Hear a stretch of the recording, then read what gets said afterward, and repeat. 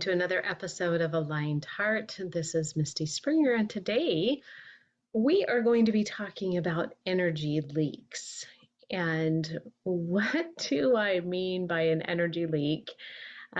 This is not something to do with something going wrong in your house.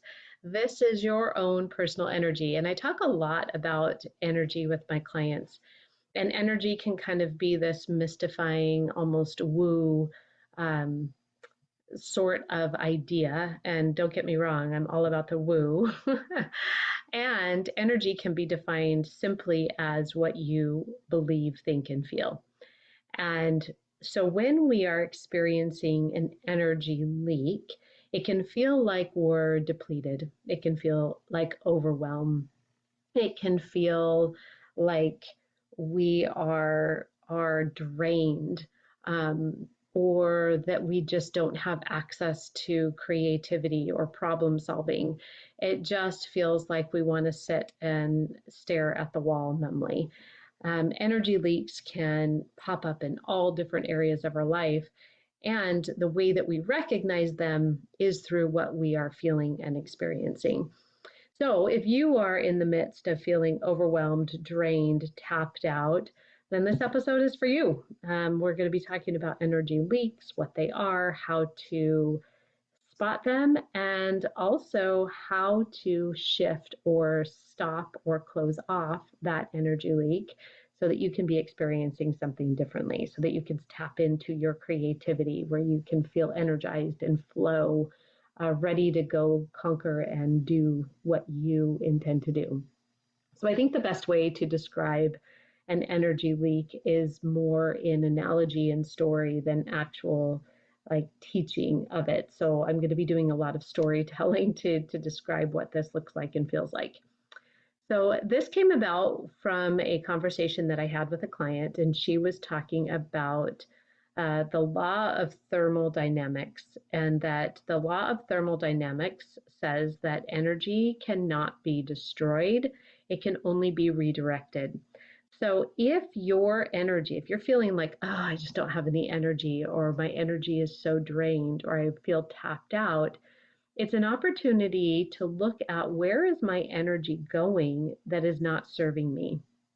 Because my energy can't be destroyed, it can't be depleted, but it can be directed in an area that is leaking energy away from the things that I actually want to do, and the energy and the flow and in the direction I actually want to go.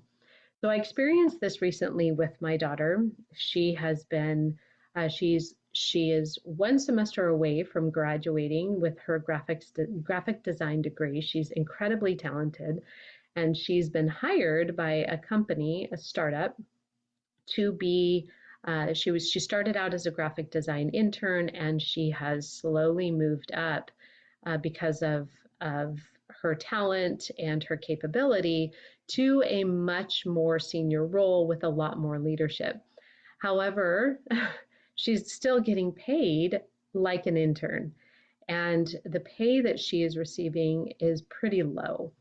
And she, for a long time, has been feeling pretty disgruntled about the pay. She loves the work, she loves the company, she loves the people that she works with, but so much of her energy has felt depleted in this job because it feels like she's not being compensated in the way that she would like to.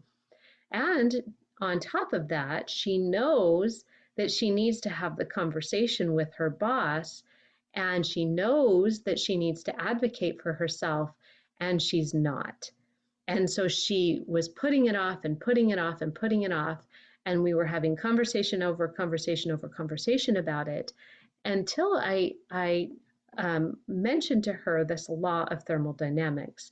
And I mentioned, Aubrey, is your energy being depleted?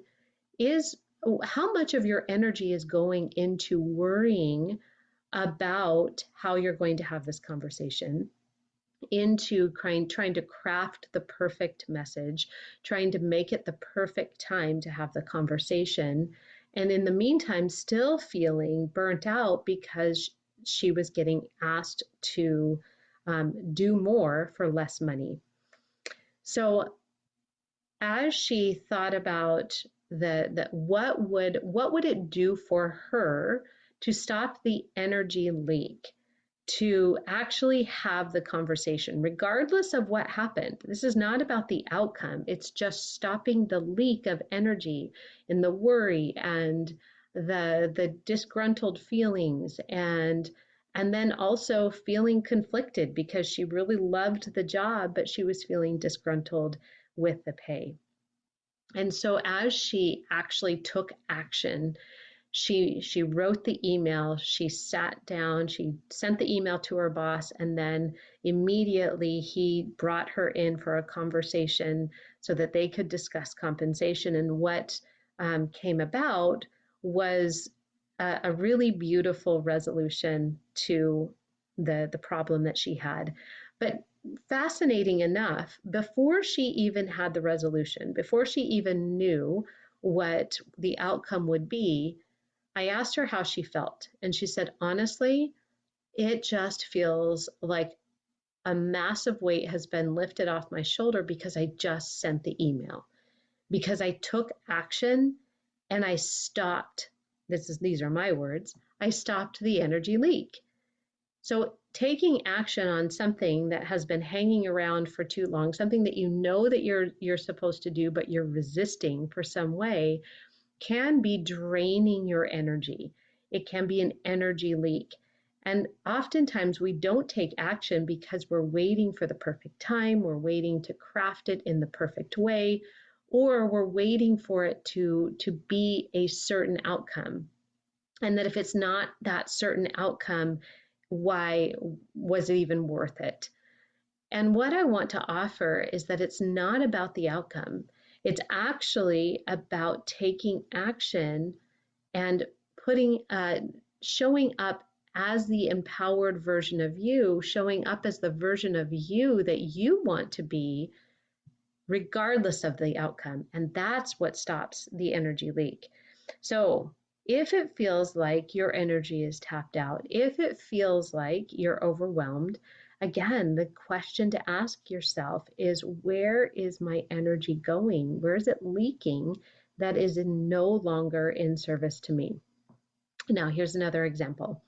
I had a client who was uh, putting a lot of energy into a relationship that she felt hurt by, that she felt that she was wronged by, she didn't feel seen or heard. And she spent a lot of time thinking about how she could be heard, seen, understood in this relationship. And what happened was an energy leak. She felt drained in all areas of her life, her business, the way that she showed up with her clients, the way she showed up as a mom and a wife. She felt depleted. She felt drained. She felt like she just could hardly function in the way that she wanted to function in her life. And when she recognized this as an energy leak for her, she decided to show up intentionally in a different way. We talked a lot about creating from intention. And instead of reacting to not being seen, felt, and heard, we talked about who she wanted to be. So instead of putting her energy into trying to be seen, heard, and understood, she put her energy into, who do I want to be? Regardless of how anybody else around me responds, who do I want to be? How do I want to show up? Instead of waiting for someone else to change in order for me to feel better, how can I put my energy into showing up as the version of me that is strong, confident, and loved fully and completely? And how can I show up for myself in that way and give myself that love that I'm so desperately seeking from someone else? And as she turned the volume up on this version of her, everything shifted. I just spoke with her a couple of hours ago, And in the past 2 weeks, her life has completely shifted. She's seeing miracles in her life in all different areas of her life. She's recognizing her power. She's showing up differently with her clients. She's showing up differently as a mom and a wife. She's showing up in gratitude. She feels powerful. She feels confident. And it's all coming from stopping the energy leak and redirecting her energy into what is serving her. So, how did she do this? How did my daughter do this? How do you shift from the energy leak into the energy of abundance and creation? You have to there's 3 steps, 3 very simple steps that my client took and that my daughter took in order to create a new experience and stop the energy leak. The first is awareness. The first is just the awareness that the energy leak is happening. And that's where you can show up in gratitude for the feelings of feeling tapped out, stuck, discouraged, overwhelmed. Those are simply an indicator light. It's like the gas light going on in your car. When the gas light goes on in your car, you're not angry at the car for letting you know that that your car needs gas. You're grateful for the gas light. It's an indication that something needs your awareness, that you need to pay attention. So when you start to feel tapped out, when you feel like your energy is depleted, be aware. And from that awareness, that's where you can move into the next step that is critically important: compassion, compassionate curiosity. It's not judgment for the feelings of overwhelm, it's compassion.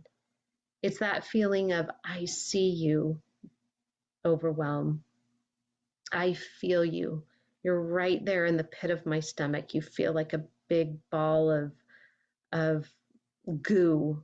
You feel like a rock that is just in my way.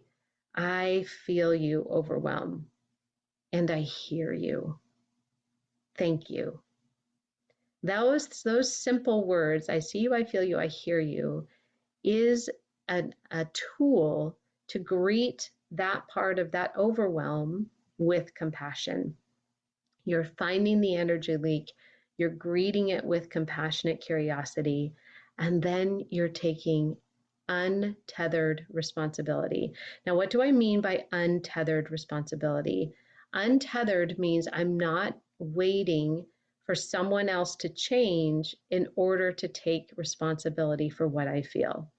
Untethered responsibility means I take responsibility for me, that my emotions are mine, that I get to show up as who I want to be, that as I get clear on who is it that I want to be at my core, in my divine potential, who am I?